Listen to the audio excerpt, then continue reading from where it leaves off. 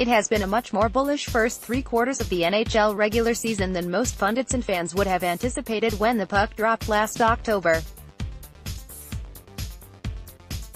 Who would have thought that three of the top four teams in the entire NHL, in February, would be Canadian-based?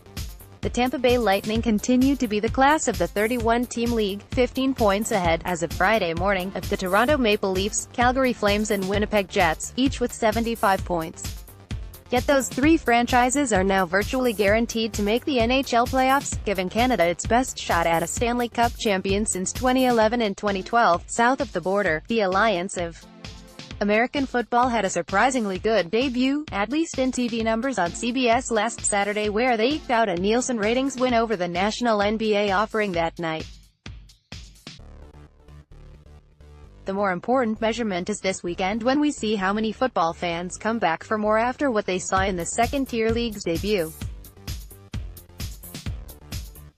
In the business of pigskin, it was also a huge week for the Canadian Football League, where there truly was a case of free agent frenzy and considerable traction for three-down football on sport television, talk radio and social media.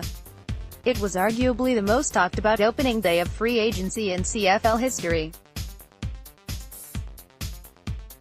In the process, the Wild West in the CFL appeared to only get stronger, with former Ottawa Redblacks pivot Trevor Harris joining the likes of Bo Levi Mitchell and Mike Riley as the top three salaried players in the 9-team circuit.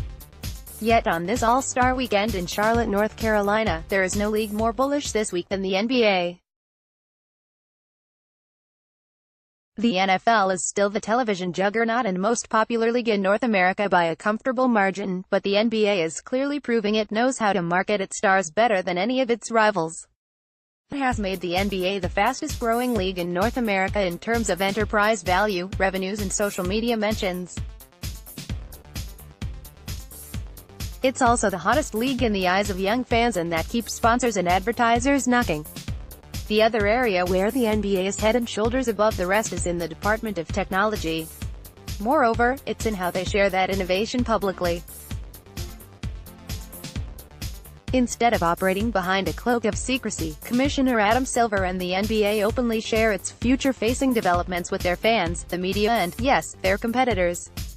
Hence, the NBA's Tech Summit held in conjunction with All-Star Weekend was all about the jersey of the future, where fans can change names and numbers, facial recognition, ticketing, hologram mascots and virtual reality. Bears of the week: it hasn't cost them TV ratings and fan loyalty yet, but the one vulnerability of the NBA is in the area of super teams and pseudo-tampering, where star players are de facto general managers. When the New York Knicks use a silhouette of Golden State Warriors star Kevin Durant in their season ticket appeals for next season, it's a bearish credibility killer when it comes to tampering, especially when it's done by big-market, big-money teams. The Sport Market on TSN 1040 AM rates and debates the bulls and bears of sport business. Join Tom Mayenik Saturday from 7 a.m. to 11 a.m. for a behind-the-scenes look at the sport business stories that matter most to fans. Follow Tom Mayenik at twitter.com/thesportmarket. Click here to report a typo. Is there more to this story? We'd like to hear from you about this or any other stories you think we should know about. Email vantips@postmedia.com.